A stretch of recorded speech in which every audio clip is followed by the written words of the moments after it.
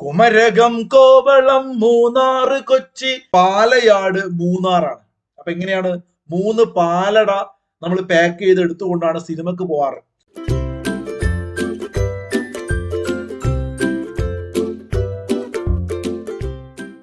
Striker കോച്ചിങ്ങിന്റെ എല്ലാ കൂട്ടുകാർക്കും പുതിയൊരു ക്ലാസ്സിലേക്ക് സ്വാഗതം. ഞാൻ ഷഹനാദാണ്. കൂട്ടുകാരെല്ലാവർക്കും സുഖാണോ? നോക്കൂ, നമ്മൾ ഇന്ന് പഠിക്കുന്നത് കറണ്ട് അഫയേഴ്സിലെ ഏറ്റവും പ്രധാനപ്പെട്ട ഒരു ടോപ്പിക്കാണ്. ഈ ഒരു ടോപ്പിക്കിന്റെ പ്രത്യേകത 10th level, +2 level, degree level നിങ്ങൾ എഴുതുന്ന ഏതൊരു PSC പരീക്ഷയ്ക്കും 2025 നിങ്ങൾക്ക് ഈ ഒരു ടോപ്പിക്ക് നിർബന്ധമായിട്ട് പഠിക്കണം. ഉറപ്പായിട്ട് ചോദ്യം വരും. നല്ല രസകരമായിട്ടാണ് നമ്മൾ ഇത് പഠിക്കുന്നത്. അപ്പൊ കട്ടയ്ക്ക് കൂടെ നിൽക്കുക. ഇതുപോലെയുള്ള ക്ലാസ്സുകൾ നിങ്ങൾക്ക് തീർച്ചയായിട്ടും ലഭിക്കണമെങ്കിൽ നിങ്ങൾ ലൈക്ക് ചെയ്യുക. വീഡിയോ ഇഷ്ടപ്പെട്ടാൽ മാത്രം നിങ്ങളുടെ കൂട്ടുകാർക്കൊക്കെ ഷെയർ ചെയ്ത് കൊടുക്കുക. അതുപോലെ നിങ്ങളുടെ അഭിപ്രായം കമന്റ് ചെയ്യാനും മറക്കരുത്. കൂട്ടുകാരെ, KN ബാലഗോപാൽ നമ്മുടെ ധനകാര്യമന്ത്രി ആരെന്ന് ചോദിച്ചാൽ കൂട്ടുകാർക്ക് എല്ലാവർക്കും അറിയാം. കേരളത്തിന്റെ പ്രിയപ്പെട്ട ധനകാര്യമന്ത്രി KN ബാലഗോപാൽ സാറാണ്. അദ്ദേഹം ഈ പ്രാവശ്യം 2025 ഫെബ്രുവരി മാസം 7-ാം തീയതി, നോക്കണേ, ആ ഡേറ്റ് വളരെ ഇമ്പോർട്ടന്റ് ആണ്. 2025 ഫെബ്രുവരി 7-ാം തീയതിയാണ് കേരളത്തിൽ ബജറ്റ് അവതരിപ്പിച്ചത്. കേരളത്തിൽ ആദ്യമായിട്ട് ഒരു പ്രത്യേകത ഈ പ്രാവശ്യത്തെ ബജറ്റിലുണ്ട്.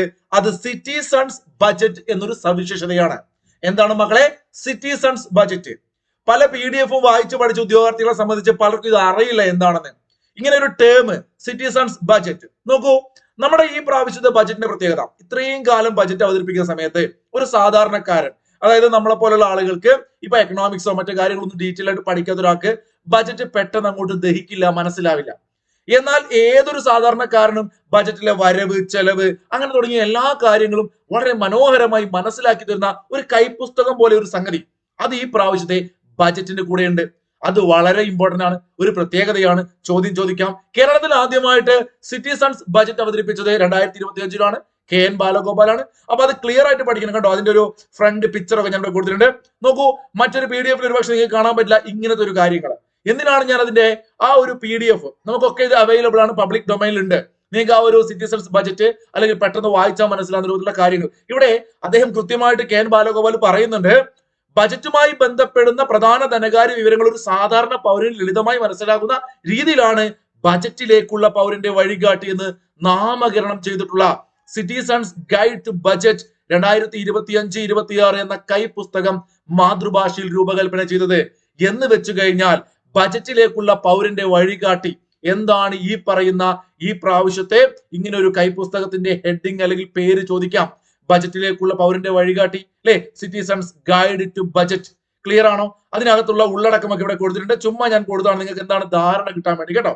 മനോഹരമായിട്ട് നോക്കൂ ഈ ഒരു ഡയഗ്രാം. ഇത്തരത്തിൽ ഒട്ടനവധി ഡയഗ്രങ്ങള് പെട്ടെന്ന് സാധാരണക്കാർക്ക് മനസ്സിലാവുന്ന രൂപത്തിലുള്ള ഡയഗ്രങ്ങളാണ് എവിടെയുള്ളത്? ഈ ഒരു കൈപ്പുസ്തകത്തിനകത്തുള്ളത്. അപ്പൊ നിങ്ങൾക്ക് ഇത് കാണുന്നത് നിങ്ങൾക്ക് തന്നെ പെട്ടെന്ന് മനസ്സിലാവുന്നില്ലേ? നോക്കൂ, അത്തരത്തിലുള്ള ഒരുപാട് മനോഹരമായ പിക്ചറൈസേഷനിലൂടെയാണ് ഈ ഒരു കൈപ്പുസ്തകം ഡിസൈൻ ചെയ്തിട്ടുള്ളത്. ഇവിടെ ഏറ്റവും പ്രധാനപ്പെട്ട ഒരു പോയിന്റ് ആണ് നമ്മൾ പഠിക്കാൻ പോകുന്നത്. ക്ലിക്ക് ഒന്ന് പഠിച്ചു വെക്കണേ. ക്ലിക്ക് ഏറ്റവും പ്രധാനപ്പെട്ട ഒരു പോയിന്റ് നമ്മൾ ആദ്യം പഠിക്കുകയാണ്. എവിടെ പോയി നമ്മളെ പോയിന്റർ കാണുന്നില്ലല്ലോടാ. കണ്ടോ, Kerala land bank for industrial corridor development. നമ്മൾ അതിനെ ക്ലിക്ക് എന്ന് പേരിട്ട് വിളിക്കുന്നു. ക്ലിക്ക്. ഒരൊറ്റ ക്ലിക്കിൽ നിങ്ങൾക്ക് എന്ത് നടക്കും? വ്യവസായങ്ങൾ സ്ഥാപിക്കുന്നതിനുള്ള ഭൂമി വാങ്ങുന്നതിനും വിൽക്കുന്നതിനും ലീസ് ചെയ്യുന്നതിനും സഹായിക്കുന്നതിനായിട്ട് സർക്കാർ ആരംഭിക്കുന്ന പുതിയ പോർട്ടലാണ് ക്ലിക്ക്. ഒരൊറ്റ ക്ലിക്കിൽ നിങ്ങൾക്ക് വ്യവസായം സ്ഥാപിക്കാൻ വേണ്ടിയിട്ടുള്ള ഭൂമി വാങ്ങാനും വിൽക്കാനും അതുപോലെ ലീസ് ചെയ്യാനും ഒക്കെ നിങ്ങൾക്ക് ഉപകാരപ്രദമാകുന്ന ഒരു പുതിയ ഒരു project click. Kerala land bank for industrial corridor development പഠിച്ചു വെച്ചേക്കുക. വളരെ വളരെ വളരെ ഇമ്പോർട്ടന്റ് ആണ്. പേര് ക്ലിക്ക് ഇട്ടാ മലയാളത്തിലേക്ക് കൊടുക്കുക. ക്ലിക്ക് എന്ന് പറഞ്ഞാൽ ഒരു ക്ലിക്കിൽ നമ്മൾ ഭൂമി വാങ്ങുന്നു, വിൽക്കുന്നു. ക്ലിയർ. അടുത്തൊരു പോയിന്റ് നോക്കൂ, BES. എന്താടാ? Battery energy storage system. പകൽ കുറഞ്ഞ നിരക്കിൽ ലഭിക്കുന്ന വൈദ്യുതി സംഭരിച്ചു വെച്ചിട്ട് രാത്രി ലഭ്യമാക്കുന്നതാണ് ഈ ബാറ്ററി സ്റ്റോറേജ് എന്ന് ഉദ്ദേശിക്കുന്നത് കേട്ടോ. അതായത് പകൽ കുറഞ്ഞ നിരക്കിൽ ലഭിക്കുന്ന വൈദ്യുതി സംഭരിച്ച് രാത്രി ലഭ്യമാക്കുന്നതാണ് battery energy storage system. 500 megawatt BES അതൊരു എന്താ പറയുക ബാറ്ററി എനർജി സ്റ്റോറേജ് സിസ്റ്റം നമ്മുടെ കേരളത്തിൽ കാസർഗോഡ് ജില്ലയിൽ മൈലാട്ടി എന്ന് പറയുന്ന സ്ഥലത്ത് അടുത്ത വർഷം സ്ഥാപിക്കാനാണ് സർക്കാർ ഇപ്പം ബജറ്റിൽ പ്രഖ്യാപിച്ചിട്ടുള്ളത് എന്ന കാര്യം ഓർത്ത് വെച്ചേക്കുക. സ്ഥലം എവിടെയാണ്? കാസർഗോഡ് ജില്ലയിലാണ് മൈലാട്ടി എന്ന് പറയുന്ന സ്ഥലം. നോട്ട് ചെയ്ത് വെക്കണം. BES കേട്ടോ. എന്താണ്? Battery energy storage system, Mailatti, Kasaragod ജില്ല. കണ്ണൂർ വിമാനത്താവളത്തിന് സമീപവും അതുപോലെ കൊല്ലം നഗരത്തിലും 2 സ്ഥലങ്ങൾ നോട്ട് ചെയ്ത് വെക്കുക. എവിടൊക്കെയാണ്? കണ്ണൂരും കൊല്ലവും എന്ത് വരുന്നു മക്കളെ? കണ്ണൂരും കൊല്ലവും IT പാർക്ക് വരുന്നു. ടെലഗ്രാം ചാനലിൽ ഞാനിത് പഠിപ്പിക്കുന്ന സമയത്ത് രാവിലെ 5:30 എല്ലാ ദിവസവും ടെലഗ്രാമിൽ ഇതൊക്കെ ഒരു 3 തവണ ഞാൻ ഈ പറയുന്ന 2 ആഴ്ചക്കുള്ളിൽ അത് എടുത്തു കഴിഞ്ഞിട്ടുണ്ട്. അവിടെ പിള്ളേർ ഇങ്ങനെ പഠിപ്പിക്കുന്ന സമയത്ത് അവരെ ഞാൻ പറഞ്ഞ ട്രിക്ക്, നമുക്ക് കേരളത്തിൽ എപ്പോഴും PSC പരീക്ഷകളിൽ കടന്നു വരുന്ന ഒരു ചോദ്യമാണ് കേരള ജോഗ്രഫിയുമായി ബന്ധപ്പെട്ടുകൊണ്ട് കടൽ തീരം ഏറ്റവും കൂടുതലുള്ള കേരളത്തിലെ ജില്ല ഏതാണ്? എല്ലാ കുഞ്ഞുങ്ങൾക്കും അറിയാം കടൽ തീരം ഏറ്റവും കൂടുതലുള്ളത് കണ്ണൂർ ജില്ലയിലാണ്, കടൽ തീരം ഏറ്റവും കുറവുള്ളത് കൊല്ലം ജില്ലയിലാണ് അല്ലെ? ഈ ചോദ്യം പോലെ തന്നെ ചോദിക്കാറുണ്ട് കശുവണ്ടി വ്യവസായം ഏറ്റവും കൂടുതലുള്ളതും കശുവണ്ടി എന്ന് പറയുന്ന നമ്മളിപ്പോ എന്താ പറയാ കശുമാങ്ങ അല്ലെ, അത് ഏറ്റവും കൂടുതൽ കൃഷി ചെയ്യുന്ന അല്ലെങ്കിൽ ഉൽപ്പാദിപ്പിക്കുന്ന ഏത് ജില്ലയാണ് ചോദിക്കാറുണ്ട്. അപ്പൊ കശുവണ്ടി ഉൽപാദനത്തിൽ മുന്നിൽ നിൽക്കുന്ന ജില്ല ഏത്? കശുവണ്ടി വ്യവസായങ്ങൾ കൂടുതലുള്ള ജില്ല ഏത്? രണ്ടും രണ്ടാണ്. കൊല്ലം ജില്ലയിലാണ് ഏറ്റവും കൂടുതൽ വ്യവസായങ്ങൾ ഉള്ളത് കശുവണ്ടി. എന്നാൽ കശുവണ്ടി ഏറ്റവും കൂടുതൽ ഉൽപ്പാദിപ്പിക്കുന്ന കണ്ണൂരാണ്. അപ്പൊ കണ്ണൂർ ഒരുപാട് കടൽത്തീരമുണ്ട്, അവിടെ എന്തുണ്ട്? കശുവണ്ടി ഉണ്ടെന്ന് ആലോചിക്കുക അല്ലെ? അപ്പൊ കണ്ണൂരും കൊല്ലം തമ്മിൽ അങ്ങനെയൊക്കെ ഒരു ബന്ധം നിങ്ങൾ ആലോചിക്കുമ്പോൾ നോക്കൂ, ഈ പ്രാവശ്യം നമ്മുടെ ബജറ്റില് 2 സ്ഥലങ്ങളിലാണ് എന്ത് വരുന്നത്? IT പാർക്കുകൾ എന്ന് പഠിക്കാൻ എളുപ്പം നിങ്ങൾക്ക് ആലോചിക്കാം അല്ലെ? ഈ പറയുന്ന കശുവണ്ടിയൊക്കെ നമ്മളെ IT ഈ ഓഫീസിലൊക്കെ ഇരിക്കുന്ന ആളുകൾ, ടെക്കികളെ കുറിച്ച് ആലോചിക്കുക. അവരിങ്ങനെ അതിങ്ങനെ ബോക്സ് പൊട്ടിച്ചിട്ടോ ഇങ്ങനെ ഒഴിവ് സമയത്ത് ആ വറുത്ത കശുവണ്ടിയൊക്കെ എടുത്ത് കഴിച്ചുകൊണ്ടിരിക്കും. ഇതൊക്കെ ചുമ്മാ അങ്ങനെ പറയുന്ന. അപ്പൊ IT പാർക്ക് എവിടെ വന്നു ചോദിച്ചാല് കേരളത്തിൽ കശുവണ്ടി ഏറ്റവും കൂടുതൽ ഉത്പാദിപ്പിക്കുന്നത് ഇവിടെ കണ്ണൂർ ജില്ലയിലാണ് അല്ലെ? കശുവണ്ടി ഫാക്ടറികൾ ഏറ്റവും കൂടുതൽ എവിടെയാണ്? കൊല്ലത്താണ്. കടൽത്തീരം ഏറ്റവും കൂടുതൽ കണ്ണൂരാണെങ്കിൽ കുറവ് കൊല്ലത്താണ്. ഇതൊക്കെ നമുക്ക് ബന്ധിപ്പിച്ച് പഠിക്കാം. കെ ഹോംസ് ഏറ്റവും ഇമ്പോർട്ടന്റ് ആണ്. ക്ലിക്ക് പോലെ തന്നെ വളരെ വളരെ ഇമ്പോർട്ടന്റ് ആയിട്ട് മക്കളെ നിങ്ങൾ പഠിച്ചു വെക്കേണ്ട ഒരു പേരാണ് കെ ഹോംസ്. ഹോംസ് എന്ന് കേട്ടാൽ തന്നെ നമുക്കിത് കിട്ടും. കേരളത്തിൽ താമസക്കാരില്ലാതെ ഒഴിഞ്ഞു കിടക്കുന്ന വീടുകളുടെ സാധ്യതകൾ പരമാവധി പ്രയോജനപ്പെടുത്താൻ, പ്രത്യേകിച്ച് മധ്യ കേരളത്തിലൊക്കെ ഞാൻ ഇങ്ങനെ കൂടുതലായിട്ട് ഇത്തരം വീടുകൾ അല്ലെ നമ്മൾ വാർത്തകളൊക്കെ കാണാറുണ്ട് പലപ്പോഴും അല്ലെ, ഇങ്ങനെ ഒഴിഞ്ഞു കിടക്കുന്ന വീടുകൾ, അത് സംഭവിച്ചു ഇത് സംഭവിച്ചു. അപ്പൊ ഇതൊക്കെ ഒരു ടൂറിസം ഏരിയയിലാണ് ഇങ്ങനെ വീടുകളൊക്കെ ഉണ്ട്. ആളുകള് യൂറോപ്പിലോ മറ്റേതെങ്കിലും ഗൾഫ് രാജ്യങ്ങളിലൊക്കെയാണ് അവർ സെറ്റിൽ ചെയ്തെങ്കിൽ ആ വീട് അവിടെ കിടക്കും അല്ലെ?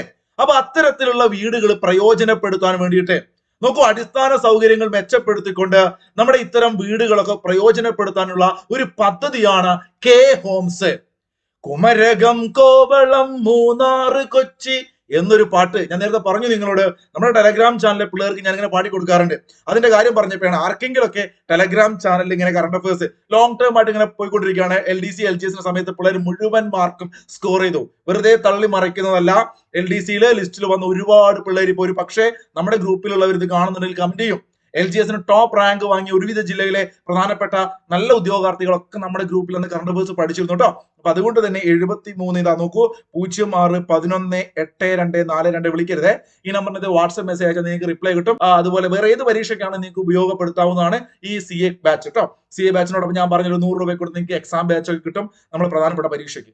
അപ്പൊ എന്തിനാണെങ്കിൽ ടെലഗ്രാം ക്ലാസ്സിൽ വേണേ ജോയിൻ ചെയ്യാൻ. ഞാൻ പറഞ്ഞു വന്നത് കുമരകം, കോവളം, മൂന്നാറ്, കൊച്ചി എന്ന് പറഞ്ഞു കഴിഞ്ഞാൽ ആദ്യ ഘട്ടത്തിൽ കെ ഹോംസ് ഒരുപാട് ഇത്തരം പാട്ടുകളൊക്കെ നമ്മൾ അവിടെ പാടും. ഇപ്പോ യൂട്യൂബിൽ റെക്കോർഡ് ചെയ്യുന്ന സമയത്ത് ഇതൊന്നും ഓട്ടോമാറ്റിക്കലി വരില്ല. ലൈവ് ക്ലാസ് ആകുമ്പോൾ നമ്മൾ ഇങ്ങനത്തെ പാട്ടുകളും കാര്യങ്ങളൊക്കെ ഇങ്ങനെ പാടി പിള്ളേരെ പഠിപ്പിക്കാറ്. അപ്പൊ ഈ 4 സ്ഥലം നിങ്ങൾ മറക്കണ്ട. നോക്കൂ, ഫോർട്ട് കൊച്ചി ഉണ്ട്, മൂന്നാറുണ്ട്, കോവളമുണ്ട്, കുമരകമുണ്ട്.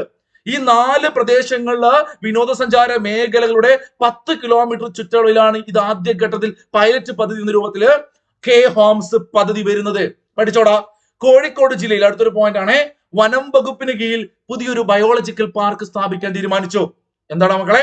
കേരളത്തിൽ ഈ പറയുന്ന 2025 ബജറ്റില് എവിടെയാണ് ബയോളജിക്കൽ പാർക്ക് സ്ഥാപിക്കാൻ തീരുമാനിച്ച് ചോദിക്കും. കൃത്യമായിട്ട് നോട്ട് ചെയ്ത് വെക്കുക. കോഴിക്കോട് ജില്ലയിലാണ് ബയോളജിക്കൽ പാർക്ക് സ്ഥാപിക്കാൻ പോകുന്നത്.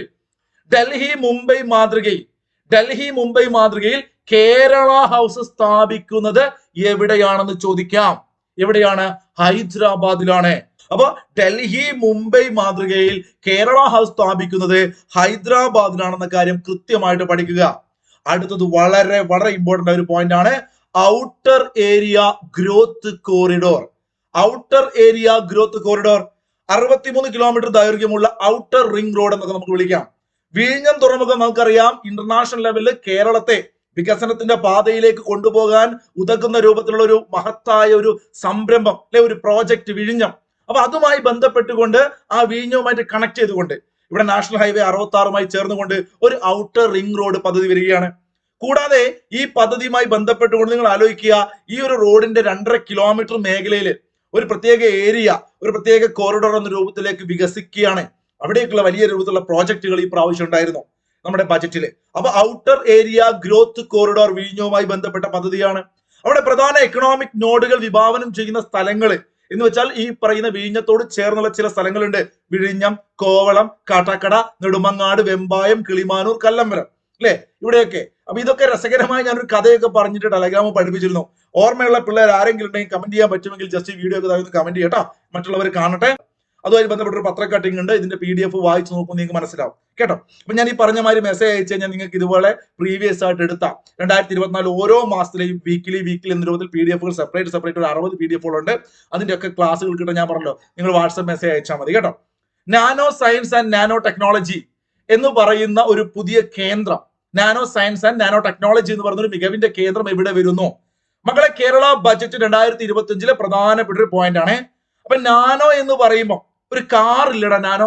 അപ്പൊ നാനോ ടെക്നോളജി എന്ന് പറയുമ്പോൾ നിങ്ങളുടെ മനസ്സിലേക്ക് ഓടുക, ഇപ്പൊ നമ്മുടെ നിരത്തിൽ നിങ്ങൾ റോഡിൽ ഇറങ്ങി നോക്കിക്കഴിഞ്ഞാൽ MG എന്ന് പറയുന്ന ഒരു കമ്പനി ഉണ്ട്. MGയുടെ ഹെക്ടർ ഒക്കെ അല്ലെ കാർ നിങ്ങൾ കണ്ടിട്ടുണ്ടാവും. അപ്പൊ MG എന്നൊരു കാറിന്റെ കമ്പനി ഉണ്ട്. അവരിപ്പൊ നാനോ പോലത്തെ ഒരു കാറ് നമ്മുടെ കേരളത്തിലെ എറണാകുളവും തിരുവനന്തപുരവും പാലക്കാടും കോഴിക്കോടൊക്കെ നിങ്ങൾ നോക്കി റോഡിൽ കാണാം.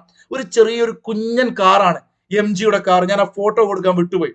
ആ ഒരു പക്ഷെ നാനോ കാർ കണ്ട നിങ്ങള് നാനോയെ പോലെ തോന്നിക്കുന്ന, വലിയ പൈസ കൊടുക്കണം, നാനോ പോലെ ചെറിയ പൈസ കിട്ടുന്ന ഒരു കാർ അല്ല ഇത്. MGയുടെ ഒരു കുഞ്ഞു കാറുണ്ട്, കോമറ്റ് എന്നങ്ങനെയാണ് അതിന്റെ പേര്. അപ്പൊ ആ MG എന്ന് കേൾക്കുമ്പോൾ നിങ്ങളെ മനസ്സിലേക്ക് MG യൂണിവേഴ്സിറ്റി എന്ന ഒരു കൺസെപ്റ്റ് വരണമെങ്കിൽ ആലോചിക്കാൻ നാനോ കാർ MG കാർ അറിയുന്നവർ അങ്ങനെ കണക്ട് ചെയ്യാം, അല്ലാത്തവർ ബൈ ഹാർട്ട് പഠിക്കുക. എല്ലാ ജില്ലകളിലും സാംസ്കാരിക സമുച്ചയങ്ങൾ സ്ഥാപിക്കുന്ന പദ്ധതി, ആ ഒരു പദ്ധതി പ്രകാരം കേരളത്തിലെ കഴിഞ്ഞ പ്രാവശ്യം ബജറ്റിൽ പ്രഖ്യാപിച്ച പദ്ധതിയാണ്. അതിന്റെ ഭാഗമായിട്ട് കേരളത്തിലെ ആദ്യത്തെ സാംസ്കാരിക സമുച്ചയം ജില്ലയിൽ എവിടെയാണ് വരുന്നത് എന്ന് ചോദിച്ചു കഴിഞ്ഞാൽ അത് കൊല്ലം ജില്ലയിലാണ്. കൃത്യമായിട്ട് പഠിക്കണം. ശ്രീ നാരായണ ഗുരുവിന്റെ നാമത്തിലാണ് ആ ഒരു ബിൽഡിങ്ങിന്റെ പേര്, ഫോട്ടോ അവിടെ കൊടുത്തത്.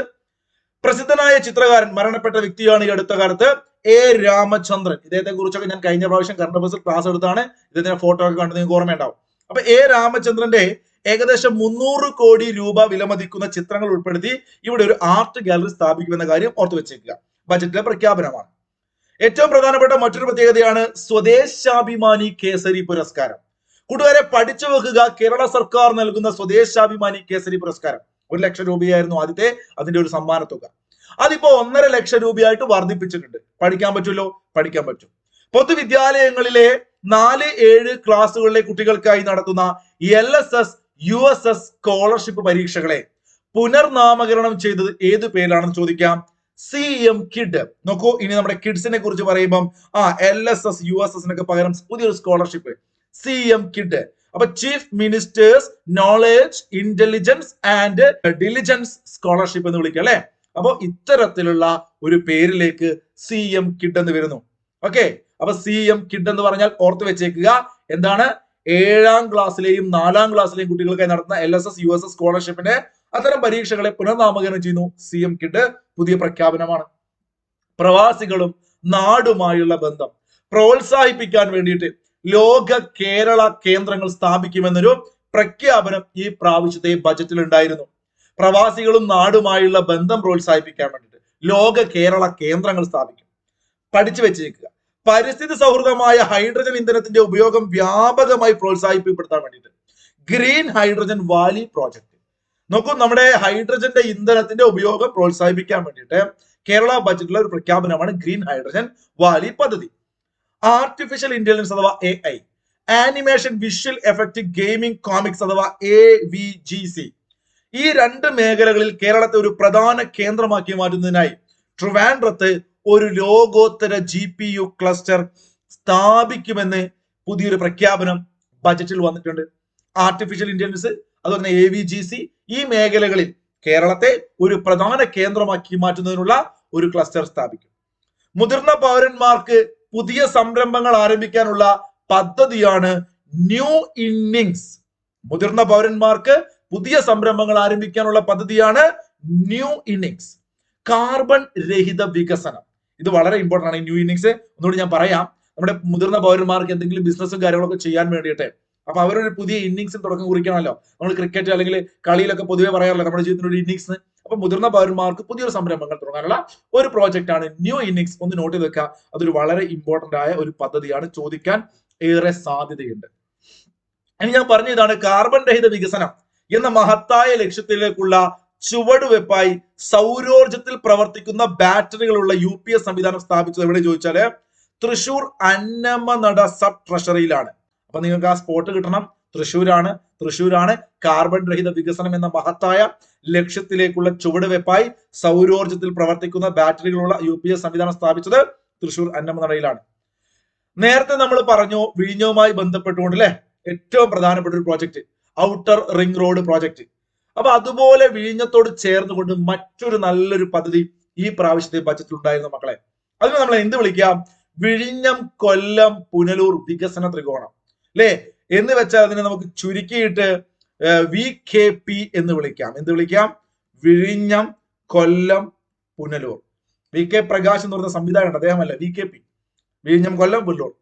ലോകത്തെ പ്രധാന ട്രാൻസ്ഷിപ്മെന്റ് ഹബ്ബ് തുറമുഖങ്ങളായ സിംഗപ്പൂർ, റോട്ടർഡാം, ദുബായ് ഇതൊക്കെ ഏറ്റവും വലിയ എന്താ പറയുക തുറമുഖങ്ങളാണ്. അതിന്റെ മാതൃകയിൽ നമ്മുടെ വിഴിഞ്ഞത്തെ മാറ്റണം. കേരളം മാറണം. ഒരുപക്ഷെ നമ്മളൊക്കെ മരണപ്പെട്ട് കഴിഞ്ഞാലും ആ ഒരു കാലക്കാകുമ്പോഴത്തേക്കും കേരളം അല്ലെ നമ്മൾ ഈ കാണുന്ന സിംഗപ്പൂർ പോലെയൊക്കെ ആവാൻ നമ്മൾ ആഗ്രഹിക്കുന്നു. ഇത്രയും മനോഹരമായിട്ട് ഈ പ്രകൃതി അനുഗ്രഹിച്ച് നൽകിയ ഈ അല്ലെ ഒരു ഭൂമിയൊക്കെ അവിടെ തന്നെ നിലനിർത്തിയിട്ട് ഒരു ഭാഗത്ത് മറ്റൊരു ഭാഗത്ത് വലിയ അമ്പരച്ചുംബികളായ കെട്ടിടങ്ങളും കാര്യങ്ങളൊക്കെ വന്നിട്ട് വലിയ ഡെവലപ്മെന്റ് കേരളത്തിൽ വരണം, IT ഒക്കെ പ്രത്യേകിച്ച്. അപ്പൊ അതുകൊണ്ട് അതിനൊക്കെ കാരണമാവണം വിഴിഞ്ഞം. അതിന് ദീർഘവീക്ഷണമുള്ള ഭരണാധികാരികൾ ഇത്തരം ബജറ്റിൽ നല്ല പദ്ധതികൾ കൊണ്ടുവരുന്നുണ്ട്.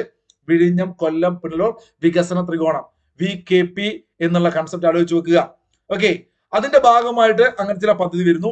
അതോടൊപ്പം തന്നെ കൊല്ലത്തെ മികച്ച മറൈൻ ജില്ലയായിട്ട് ഈ ഒരു ബജറ്റിനകത്ത് പറയുന്നുണ്ട് കേട്ടോ. മികച്ച മറൈൻ ജില്ലയായിട്ട് കൊല്ലത്തെ അംഗീകരിച്ച കാര്യവും ബജറ്റിൽ പറയുന്നുണ്ട്. മികച്ച മറൈൻ ജില്ല കൊല്ലം. രാജ്യത്ത് ആദ്യമായി ജില്ലാതല ആശുപത്രിയിൽ ഹൃദയ ശസ്ത്രക്രിയയും ഹൃദയം തുറക്കാതെ വാൽവ് മാറ്റിവെക്കൽ ശസ്ത്രക്രിയയും വൃക്ക മാറ്റിവെക്കൽ ശസ്ത്രക്രിയ നടത്തിയ സ്ഥാപനം. ശ്രദ്ധിക്കണേ, ഇത് മെഡിക്കൽ കോളേജ് അല്ല, ജില്ലാ ആശുപത്രികളാണ്. ഓരോ ജില്ലയിലും ഗവൺമെന്റിന്റെ ജില്ലാ ആശുപത്രി ഉണ്ടാവും. അത് വലിയ സെറ്റപ്പുള്ള ആശുപത്രി ഒന്നും ആയിരിക്കില്ല. അപ്പൊ അത്തരത്തിൽ രാജ്യത്ത് തന്നെ ആദ്യമായിട്ട് ഏത് ജില്ലാ ആശുപത്രിയാണ് ഇത്തരത്തിൽ ഹൃദയ ശസ്ത്രക്രിയയും ഹൃദയം തുറക്കാതെ വാൽവ് മാറ്റിവെക്കൽ ശസ്ത്രക്രിയയും വൃക്ക മാറ്റിവെക്കൽ ശസ്ത്രക്രിയയും നടത്തി ചോദിച്ചാൽ എറണാകുളം ജനറൽ ആശുപത്രിയാണ്. MT വാസുദേവൻ നായർ, നമ്മുടെ വിട്ടുപിരിഞ്ഞ മഹാനായ സാഹിത്യകാരൻ MT യെ കുറിച്ചൊക്കെ ഫുൾ ക്ലാസ് കിഡിലൻ ക്ലാസ് ആയിട്ട് എടുത്തിട്ടുണ്ട്. ആ ക്ലാസ് കണ്ടാൽ അതുക്ക് മേലെ ഒരു എക്സാമിന് ഡിഗ്രി ലെവൽ എക്സാമിനുകൾ നിങ്ങളോട് ചോദിക്കില്ല. അത്രയ്ക്കും MT യെ കുറിച്ച് അരമണിക്കൂർ മുകളിൽ ക്ലാസ് എടുത്തിട്ടുണ്ട്. ആ ക്ലാസ്സിന്റെ ലിങ്ക് വേണ്ടവർക്ക് മുകളിൽ ചെക്ക് ചെയ്യാം കേട്ടോ. അപ്പൊ അത് നിങ്ങൾ ക്ലാസ് കണ്ടു കഴിഞ്ഞിട്ട് വേണമെങ്കിൽ കണ്ടാൽ മതി. അപ്പൊ MT വാസുദേവൻ നായരുടെ സ്മരണകൾ നിലനിർത്താൻ വേണ്ടിയിട്ട് ഒരു സ്മാരകം വരുന്നു. ഇവിടെ കോഴിക്കോടാണോ? അല്ല, എവിടെയാണ്? തിരൂരില് തുഞ്ചൻ പറമ്പിൽ വരുന്നു എന്നൊരു പ്രഖ്യാപനം ഉണ്ടായിരുന്നു. മകളെ, കണ്ണൂർ, കൊച്ചി, തിരുവനന്തപുരം എന്നിവിടങ്ങളിൽ സയൻസ് പാർക്കുകൾ സ്ഥാപിക്കാൻ തീരുമാനിച്ചു. 3 സ്പോട്ടിലാണ് പഠിച്ചു വെക്കണം. 3 സ്പോട്ട് എവിടേക്കാണ്? കണ്ണൂർ, കൊച്ചി, തിരുവനന്തപുരം. ഓക്കെ, അപ്പൊ IT പാർക്ക് നമ്മൾ നേരത്തെ പറഞ്ഞിരുന്നു അല്ലെ. IT പാർക്ക് എവിടെയാ പറഞ്ഞത്? IT പാർക്ക് എന്ന് കേൾക്കുമ്പോൾ IT പാർക്കിൽ ഇരുന്നിട്ട് കശുവണ്ടി കഴിച്ചു. കണ്ണൂര്, കൊല്ലം, കശുവണ്ടി അങ്ങനെ കണക്ട് ചെയ്ത് IT പാർക്ക്. ഇവിടെ നോക്കൂ, ഈ പറയുന്ന കണ്ണൂർ അവിടെയുണ്ട്, പക്ഷെ എവിടെയുള്ളത്? കൊച്ചിയും തിരുവനന്തപുരവും കാണുന്നു. അപ്പൊ സയൻസ് പാർക്കുകൾ എവിടെയാണ് 2025 ബജറ്റിലെ സയൻസ് പാർക്കുകൾ പ്രഖ്യാപിച്ചത്? തിരുവനന്തപുരം, കണ്ണൂര്, കൊച്ചി. തിരുവനന്തപുരം, കണ്ണൂര്, കൊച്ചി. 3 സ്ഥലങ്ങൾ ആലോചിച്ച് നോക്കിക്കേ. കണ്ണൂരും ട്രിവാൻഡ്രവും കൊച്ചിയും.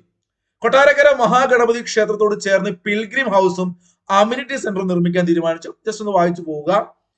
ആത്മീയ സംഗമമായ മരാമൺ കൺവെൻഷനുമായി ബന്ധപ്പെട്ടുകൊണ്ട് ആറന്മുള വള്ളംകളിയെയും ഈ പറഞ്ഞ മരാമൺ കൺവെൻഷനെയും ഇതര തീർത്ഥാടന കേന്ദ്രങ്ങളെയും ബന്ധപ്പെടുത്തിക്കൊണ്ട് കോഴഞ്ചേരിയിൽ കോഴഞ്ചേരി പ്രസംഗം മഹാനായ നവോത്ഥാന നായകൻ C കേശവനാണ് നടത്തിയത്. കോഴഞ്ചേരി പ്രസംഗം ചോദിക്കാറുണ്ട്. മുതുകുളം പ്രസംഗം മന്നത്ത് പത്മനാഭനാണെങ്കിൽ കോഴഞ്ചേരി പ്രസംഗം C കേശവനാണ്. ഏത് വർഷമാണ് കോഴഞ്ചേരി പ്രസംഗം? അറിയുന്നവരുണ്ടെന്ന് ജസ്റ്റ് കമന്റ് ചെയ്തേ. കോഴഞ്ചേരി പ്രസംഗം അറിയോ നോക്കട്ടെ നിങ്ങൾക്ക്. അപ്പോ ഇത്തരത്തിൽ തീർത്ഥാടന ടൂറിസ സൗകര്യങ്ങൾ കോഴഞ്ചേരിയിൽ വരുത്തും എന്നുള്ള രീതിയിലേക്ക് ഒരു പ്രഖ്യാപനം ഉണ്ടായിരുന്നു. അപ്പൊ ആത്മീയ സംഗമമായ മരാമൺ കൺവെൻഷനെയും ആറന്മുള വള്ളംകളിയൊക്കെ അല്ലെങ്കിൽ ഇതര തീർത്ഥാടന കേന്ദ്രങ്ങളെ ബന്ധിപ്പിച്ചുകൊണ്ടുള്ള ഒരു ഹബ്ബ് കോഴഞ്ചേരിയിൽ കൊണ്ടുവരുമെന്ന് തീരുമാനിച്ചിട്ടുണ്ട്. പാമ്പ് വിഷബാധ ജീവഹാനി രഹിത കേരളം. ആ പേര് വളരെ എളുപ്പമല്ലേ ചിന്തിക്കേണ്ട. ഇതൊക്കെ ഓപ്ഷൻ ഇടുന്ന PSC ചോദ്യകർത്താവ് ചിലപ്പോൾ ഇതുപോലെ തോന്നിക്കുന്ന വേറെ ഓപ്ഷൻ ഇടും. അപ്പോഴാണ് നമുക്ക് പണി കിട്ടുക. അപ്പൊ പാമ്പ് വിഷബാധ ജീവഹാനി രഹിത കേരളം.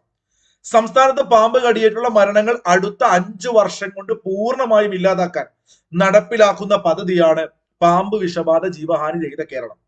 ഭാഗ്യക്കുറി തൊഴിലാളികൾക്കും ചെറുകിട ഏജന്റുമാർക്കും ടിക്കറ്റ് ലഭ്യത ഉറപ്പാക്കുന്നതിനായി നടപ്പിലാക്കുന്ന സംവിധാനമാണ് കോമൺ പൂൾ സംവിധാനം. സ്വിമ്മിംഗ് പൂൾ അല്ലേ? ഭാഗ്യക്കുറി തൊഴിലാളികൾക്കും ചെറുകിട ഏജന്റുമാർക്കും ടിക്കറ്റ് ലഭ്യത ഉറപ്പാക്കാനുള്ള ഒരു സംവിധാനമാണ് കോമൺ പൂൾ. കോമൺ പൂൾ സംവിധാനം. ഭൂമിയിൽ നിന്ന് സർക്കാരിന് ലഭിക്കേണ്ട വരുമാനം മെച്ചപ്പെടുത്താൻ വേണ്ടിയിട്ട് നിലവിലുള്ള അടിസ്ഥാന ഭൂനികുതി സ്ലാബുകളുടെ നിരക്കുകൾ നോക്കൂ മക്കളെ, 50% വർദ്ധിപ്പിക്കും എന്നൊരു തീരുമാനമുണ്ട്.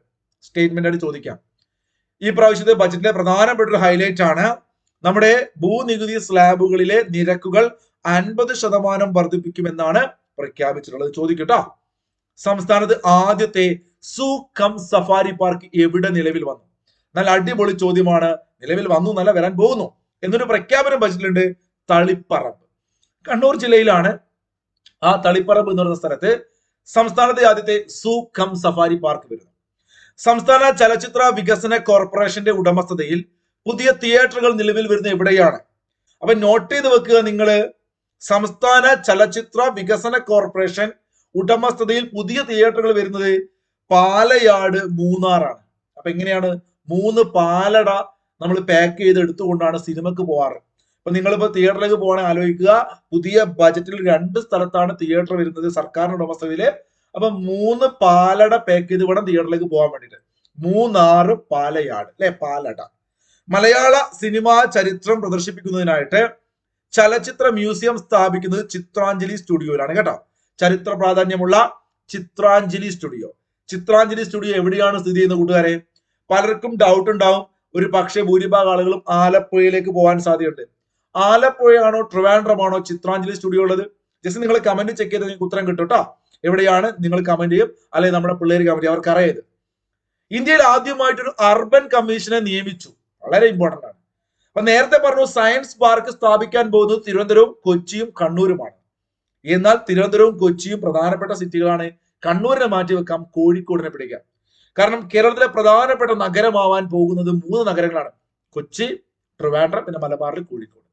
ഇത് ഒരു മെട്രോപൊളിറ്റൻ പ്ലാനിംഗ് എന്ന രൂപത്തിലേക്ക് ഈ നഗരങ്ങളെ സെറ്റപ്പ് ആക്കി എടുക്കാൻ വേണ്ടി ഇന്ത്യയിൽ ആദ്യം ഒരു അർബൻ കമ്മീഷനെ, നഗരങ്ങളുടെ വികസനത്തിന് ഒരു അർബൻ കമ്മീഷനെ കൊണ്ടുവരാൻ വേണ്ടി തീരുമാനിക്കുന്നു ആദ്യമായിട്ട് അല്ലെ. അപ്പൊ സിറ്റിസൺ ബജറ്റ് ആദ്യമായിട്ട് അവതരിപ്പിച്ചെന്നൊക്കെ പറഞ്ഞ പോലെ ഇന്ത്യയിൽ ആദ്യമായിട്ട് ഒരു അർബൻ കമ്മീഷനെ കൊണ്ടുവരുന്നു. ബജറ്റിലെ പ്രഖ്യാപനമാണ്.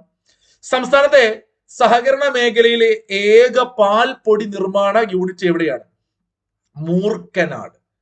മക്കളെ, പാൽപ്പൊടി അല്ലെ, നോക്കൂ നിങ്ങൾ. സാധാരണ നമ്മുടെ പറമ്പിലൊക്കെ പാമ്പിന്റെ പുറ്റൊക്കെ കാണാം അല്ലെ, നമ്മൾ സിനിമയിലൊക്കെ കാണാറുണ്ട്. അപ്പൊ പാമ്പുകൾ അതിനകത്ത് ഉണ്ടാവും എന്ന് ചിന്തിച്ചിട്ട് അവിടെ പാലൊക്കെ വെച്ചു കൊടുക്കും. മൂർക്കം പാമ്പ് വന്നാൽ നിങ്ങൾ ആലോചിക്കുക, എന്താ ആലോചിക്കുക? പാൽപ്പൊടി വീട്ടിലുണ്ടോ? പാലില്ലെങ്കിൽ മൂർക്കം പാമ്പിന് ഇഷ്ടം പാൽപ്പൊടിയാണ്. അപ്പൊ കേരളത്തിൽ സർക്കാരിന്റെ കീഴിൽ പാൽപ്പൊടി എവിടെ വരുന്നത് വെച്ചാൽ മൂർക്കം പാമ്പിനെ. ഇനി എന്റെ പിള്ളേരെ, നിങ്ങൾക്ക് ഒരു മാസം കണ്ടല്ലേ പരീക്ഷ, പ്രധാനപ്പെട്ട പരീക്ഷ, നിങ്ങൾക്ക് ഓർമ്മയുണ്ടാവും. ഞാൻ ഈ പറയുന്ന ഓർമ്മയുണ്ടാവും. അപ്പൊ മൂർക്കൻ പാമ്പ് ആലോചിക്കുക, പാൽപ്പൊടി എടുക്കുക, ഒരു പാക്കറ്റ് എടുക്കുക, പൊട്ടിക്കുക, ഒരു പാത്രം എടുക്കുക, അങ്ങോട്ട് കലക്കുക അല്ലെ, എന്നിട്ട് പാല് പോലാക്കുക. നമുക്ക് പാമ്പിനെ പറ്റിക്കേ, ഇതിന് നല്ല ശുദ്ധമായ പശുവിൻ പാലെന്ന് പറഞ്ഞിട്ട് അവിടെ വെച്ചു കൊടുത്താൽ പാമ്പ് കുടിക്കും. ഞാൻ അന്ധവിശ്വാസം പ്രോത്സാഹിപ്പിക്കാതൊന്നും പറഞ്ഞേക്കരുതേ. ഇത് നിങ്ങൾക്ക് പഠിക്കാനുള്ള ഒരു രസത്തിന് പറഞ്ഞതാണ്, മനസ്സിൽ കയറണം കേട്ടോ. അല്ലാണ്ട് പാമ്പും വരുന്നില്ല, പാൽപ്പൊടിയും ഇല്ല, പാമ്പിന് കൊടുക്കുകയില്ല, ഒരു സിനിമയിൽ ഒരു ചിത്രം വെച്ച് നിങ്ങൾ പറഞ്ഞതേ ഉള്ളൂ. അങ്ങനെയാണെങ്കിൽ കാലിത്തീറ്റ ഫാം എവിടെയാണ് സ്ഥാപിക്കും എന്നുള്ള പ്രഖ്യാപനം വന്നു. കാലിത്തീറ്റ ഫാം, പുതിയൊരു കാലിത്തീറ്റ ഫാം വരുന്നു. കാലിത്തീറ്റ എന്നുള്ള പേര് ആലോചിച്ചാൽ മതി, വേറെ ഒന്നും കിട്ടില്ല. ഇതാ കാലത്തെ നെട്ടുകാൽ തേരി. നിങ്ങളുടെ മനസ്സിൽ ഇപ്പൊ ഒരു ജയിലിന്റെ ചോദ്യം വന്നിട്ടുണ്ടാവും അല്ലെ. ആ ചോദ്യം അറിയുന്നവരൊന്ന് കമന്റ് ചെയ്ത. കേരള PSC ഒരു 100 തവണയെങ്കിലും റിപ്പീറ്റ് ചെയ്ത് ചോദിക്കുന്ന ചോദ്യമുണ്ട്. പൂജപ്പുര, നെട്ടുകാൽ തേരി അല്ലെ, വനിതാ ജയിലാണോ തുറന്ന ജയിലാണോ? നിങ്ങൾ കമന്റ് ചെയ്തേ. നെട്ടുകാൽ തേരി എന്താണ്? അപ്പൊ ആ നെട്ടുകാൽ തേരിൽ എന്താണെങ്കിലും, തുറന്നതാണെങ്കിലും അല്ലെങ്കിൽ അവിടെ എന്തുണ്ട്? കാലിത്തീറ്റുണ്ട് ആലോചിക്കാം, പഠിക്കാൻ വേണ്ടിയിട്ടാണ്. കണ്ണൂർ ജില്ലയിലെ ധർമ്മടം, നമ്മുടെ പിണറായി വിജയൻ മുഖ്യമന്ത്രിയുടെ മണ്ഡലമായ ധർമ്മടത്ത് ഒരു ഗ്ലോബൽ ഡയറി വില്ലേജ് സ്ഥാപിക്കും എന്നൊരു പോയിന്റ് കൂടി പഠിച്ചു വെച്ചേക്കും കേട്ടോ. KSB മുഖേന പുരപ്പുറങ്ങളിലായി സൗരോർജ നിലയങ്ങൾ പൂർത്തിയാക്കിയ പദ്ധതിയാണ് സൗര പദ്ധതി. KSB മുഖേന ഈ പുരപ്പുറങ്ങളിലായി സൗരോർജ നിലയങ്ങൾ പൂർത്തിയാക്കിയ പദ്ധതിയാണ് സൗര. വിനോദസഞ്ചാരികളിൽ വർദ്ധിച്ചു വരുന്ന ട്രെക്കിംഗ് താല്പര്യം പ്രോത്സാഹിപ്പിക്കുന്ന അത്തരത്തിലുള്ള ഒരു പദ്ധതിയാണ് വനയാത്ര. വിനോദസഞ്ചാരികളിൽ വർദ്ധിച്ചു വരുന്ന ട്രെക്കിംഗ് താല്പര്യം പ്രോത്സാഹിപ്പിക്കുന്നതിനായുള്ള പദ്ധതിയാണ് വനയാത്ര. കുട്ടികളെ ജന്മനായുള്ള congenital hypothyroidism, congenital adrenal hyperplasia, G6PD deficiency, galactosemia, പേടിക്കണ്ട, ഇതൊന്നും പഠിച്ചില്ലെങ്കിൽ കുഴപ്പമൊന്നുമില്ല. ഇത്തരം രോഗങ്ങളെ കുറിച്ച് ഒരു ചോദ്യം വന്നു കഴിഞ്ഞാൽ നിങ്ങൾക്ക് കത്തണം മിനിമം. ഇപ്പൊ കുട്ടികൾ ജന്മനായുള്ള ചില രോഗങ്ങൾ, ഇപ്പം ഹൈപ്പോതൈറോയിഡിസം, ഹൈപ്പർപ്ലാസിയ, ഡെഫിഷ്യൻസി, ഗാലക്ടോസെമിയ എന്നീ രോഗങ്ങളൊക്കെ കണ്ടെത്താൻ സഹായിക്കുന്ന ഒരു പദ്ധതി എന്ന് വെച്ചാൽ ജന്മന ഇത്തരം രോഗങ്ങളൊക്കെ കണ്ടെത്താൻ വേണ്ടി കുഞ്ഞുങ്ങൾക്ക് ജനിച്ച ഉടനെ newborn screening programme test, ശലഭം, ആ പാട്ടല്ല ശലഭം എന്നൊരു പദ്ധതിയുണ്ട്. അതെന്താണെന്ന് കൂട്ടുകാരൊന്ന് കമന്റ് ചെയ്തേ, അറിയോ നോക്കട്ടെ. ഞാൻ നിങ്ങളെ മുമ്പ് പഠിപ്പിച്ചിട്ടുണ്ട് ശലഭം. അത് വേറെയാണ്, ഇത് വേറെയാണ്. കുട്ടികളെ ജന്മനായുള്ള ഈ പറയുന്ന അസുഖങ്ങളുമായി ബന്ധപ്പെട്ട അത്തരം രോഗങ്ങൾ ഉണ്ടോ എന്ന് കണ്ടെത്താനുള്ള പദ്ധതിയാണ് newborn screening programme test. കണ്ണൂരിൽ ഒരു ഹജ്ജ് ഹൗസ് സ്ഥാപിക്കുമെന്നൊരു പ്രഖ്യാപനമുണ്ട്. ഓർത്തു വെച്ചേക്കുക. നിർമ്മിത ബുദ്ധിയും റോബോട്ടിക് സൊല്യൂഷനും ഉപയോഗിച്ച് ചലനശേഷി നഷ്ടമായവരെ ചലനശേഷി വീണ്ടെടുക്കാൻ സഹായിക്കുന്ന ജി ഗേറ്റർ രാജ്യത്ത് ആദ്യമായി സ്ഥാപിച്ചത് എവിടെയാണ് ചോദിച്ചു കഴിഞ്ഞാൽ തിരുവനന്തപുരം ജനറൽ ഹോസ്പിറ്റലാണ്. മകളെ മറക്കണ്ട. ഓക്കെ, ചലനശേഷി വീണ്ടെടുക്കാൻ സഹായിക്കുന്ന ജി ഗേറ്റർ രാജ്യത്ത് ആദ്യമായി സ്ഥാപിച്ചത് എവിടെയാണ്? തിരുവനന്തപുരം ജനറൽ ആശുപത്രിയിലാണ്. ശബരിമലയെ രാജ്യത്തെ ഏറ്റവും വലിയ മികച്ച തീർത്ഥാടന കേന്ദ്രമാക്കി വികസിപ്പിക്കുന്നതിനായിട്ട് 1033.62 കോടി രൂപയുടെ ശബരിമല മാസ്റ്റർ പ്ലാൻ സർക്കാർ അംഗീകരിച്ചിട്ടുണ്ട്. എത്രയാണ് തുക? 1033.62 രൂപ. വെറൈറ്റി തുകയല്ലേ? 2024 ജൂലൈ 30-നുണ്ടായ മുണ്ടക്കൈ ചൂരൽമലയിലെ മണ്ണിടിച്ചിൽ ദുരന്ത ബാധിത പ്രദേശത്തെ പുനർനിർമ്മിക്കാനായി ആദ്യഘട്ടത്തിൽ 750 കോടി രൂപയുടെ പദ്ധതി പ്രഖ്യാപിച്ചു. നോട്ട് ചെയ്ത് വെക്കണം, എത്ര രൂപയാണ്? 750 കോടിയാണ്. 2024 ജൂലൈ 30 ഡേറ്റ് വളരെ ഇമ്പോർട്ടന്റ് ആണ്. കറണ്ട് അഫയേഴ്സിന്റെ ഫാക്ട് ആണ്. ഞാൻ ബജറ്റിന്റെ ഭാഗമായിട്ട് ഉൾപ്പെടുത്തിക്കൊണ്ട് ജസ്റ്റ് ഒന്ന് പറഞ്ഞല്ലോ. 2024 ജൂലൈ 30-നാണ്. 2024 ജൂലൈ 30-ന് മുണ്ടക്കൈ ചൂരൽമല ദുരന്തം അല്ലെ, ഉരുൾപൊട്ടല്. അപ്പോ അവിടെ ഒരു നല്ലൊരു ചോദ്യമുണ്ട്. പ്രകൃതി ദുരന്തങ്ങൾ മുൻകൂട്ടി പ്രവചിക്കുന്നതിനായിട്ട് സംസ്ഥാന ദുരന്ത നിവാരണ അതോറിറ്റി തയ്യാറാക്കിയ കാലാവസ്ഥാ മുന്നറിയിപ്പ് സംവിധാനത്തിന്റെ പേരാണ് കവചം. കവച് എന്ന് പറഞ്ഞുകൊണ്ട് ട്രെയിനുകൾ കൂട്ടിയിടിക്കുന്നതുമായി ബന്ധപ്പെട്ട് മുമ്പ് ഒരു പദ്ധതി നമ്മൾ പഠിച്ചിരുന്നു അല്ലെ. എന്നാൽ ഇത് കവചം എന്ന് പറഞ്ഞാൽ Kerala warning crisis and hazards management system ആണെന്ന് നോട്ട് ചെയ്ത് വെച്ചേക്കാം കേട്ടോ. മൂന്നാം മോദി സർക്കാരിന്റെ ആദ്യത്തെ സമ്പൂർണ്ണ ബജറ്റ് ആണ് 2025 ഫെബ്രുവരി മാസം 1-ാം തീയതി. 2025 ഫെബ്രുവരി 7-നായിരുന്നു KN ബാലഗോപാൽ കേരള ബജറ്റ് അവതരിപ്പിച്ചതെങ്കിൽ ഫെബ്രുവരി 1-ാം തീയതിയാണ് നിർമ്മല സീതാരാമൻ. മേഡത്തിന്റെ തുടർച്ചയായി നോക്കൂ, അങ്ങനെ റെക്കോർഡ് മേഡം സ്വന്തമാക്കിയാണ്. തുടർച്ചയായി ഏറ്റവും കൂടുതൽ ബജറ്റുകൾ അവതരിപ്പിച്ച ധനമന്ത്രിയാണ് നിർമ്മലാജി. അവര് ഒരു ഇടക്കാല ബജറ്റ് ഉൾപ്പെടെ 8 ബജറ്റുകളാണ് അവതരിപ്പിച്ചത്. പഠിച്ചു വെച്ചേക്കട്ടോ.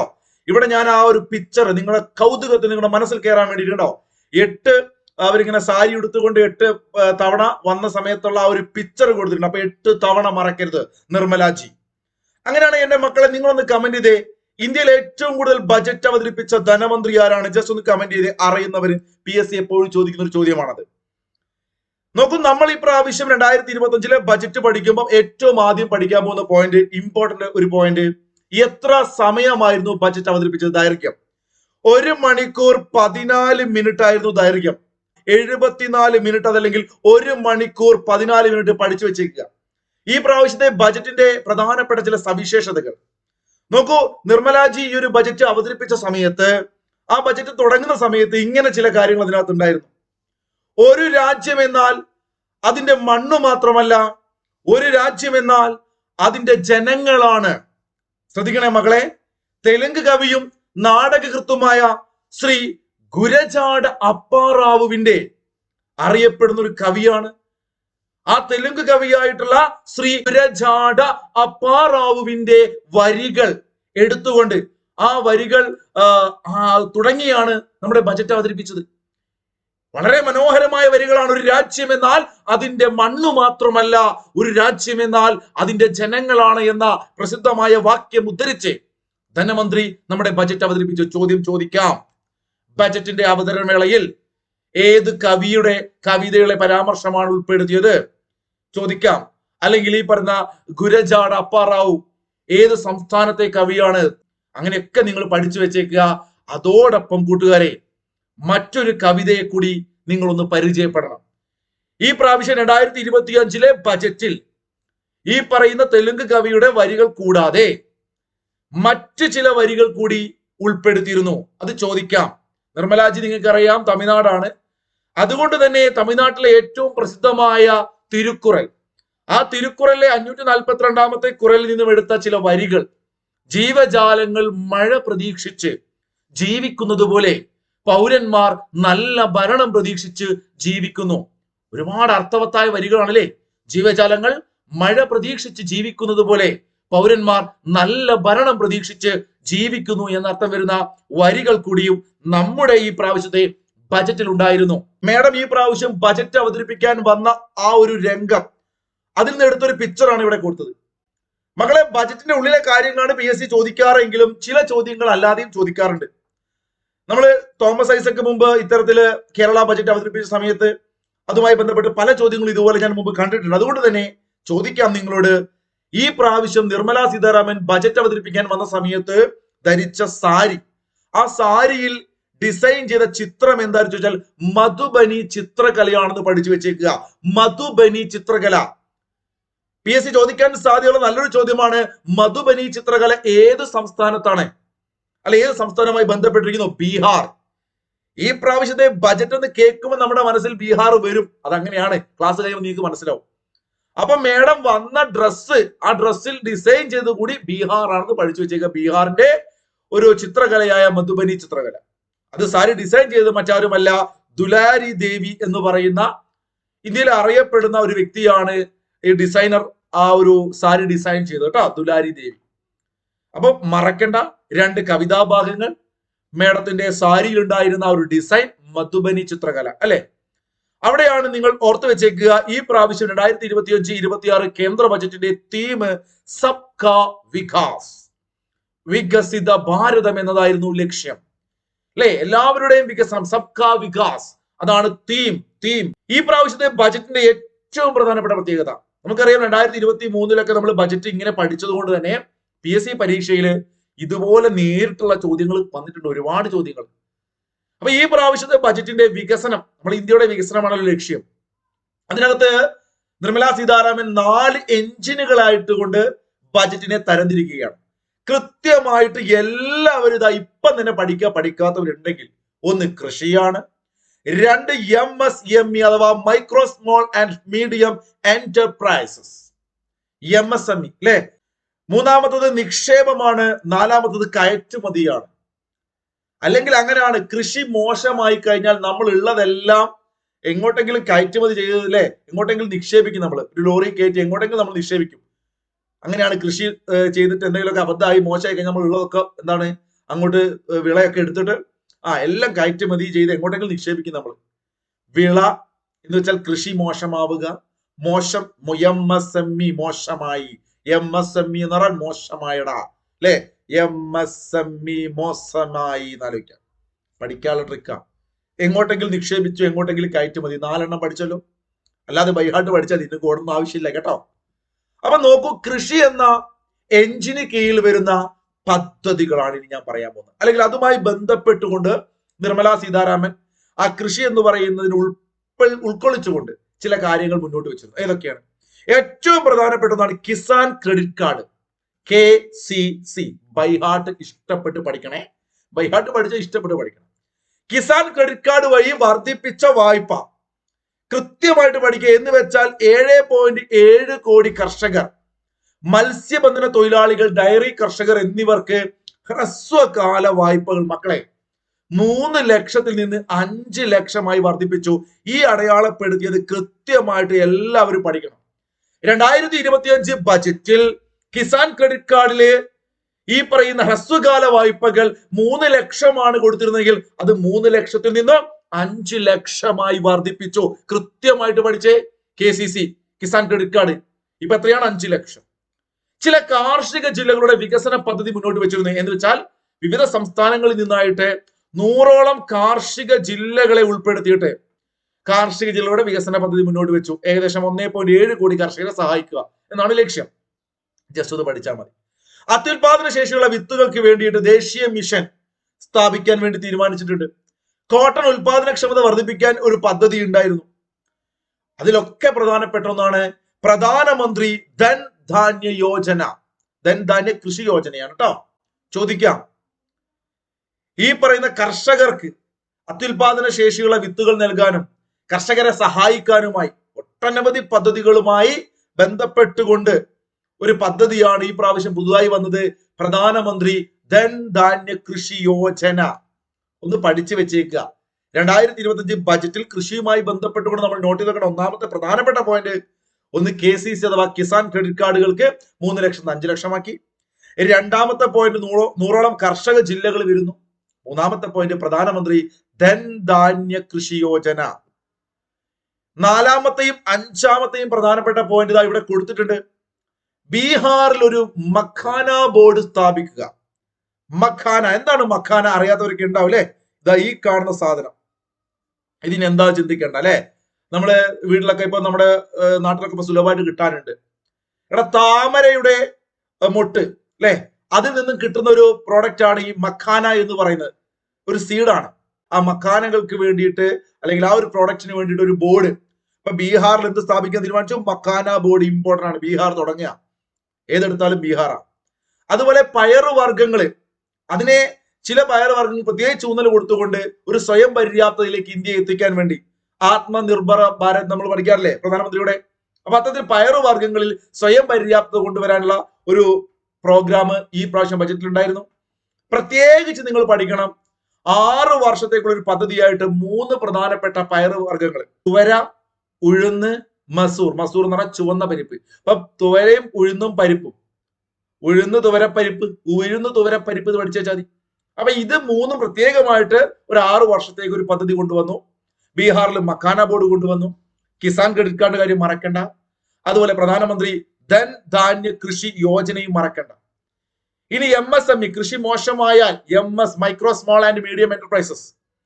എടാ ഈ ഒരു മൈക്രോ എന്റർപ്രൈസസുകൾക്കായുള്ള ക്രെഡിറ്റ് കാർഡുകൾ ഉണ്ട്. അത്തരം കാര്യങ്ങൾ നിങ്ങൾ ശ്രദ്ധിക്കേണ്ട ചില പോയിന്റ് പറയാം. ഉദ്യം പോർട്ടലിൽ രജിസ്റ്റർ ചെയ്ത മൈക്രോ എന്റർപ്രൈസസുകൾക്കായി 5 ലക്ഷം രൂപ പരിധിയുള്ള ഇഷ്ടാനുസൃതമായ ക്രെഡിറ്റ് കാർഡുകൾ നൽകാറുണ്ട്.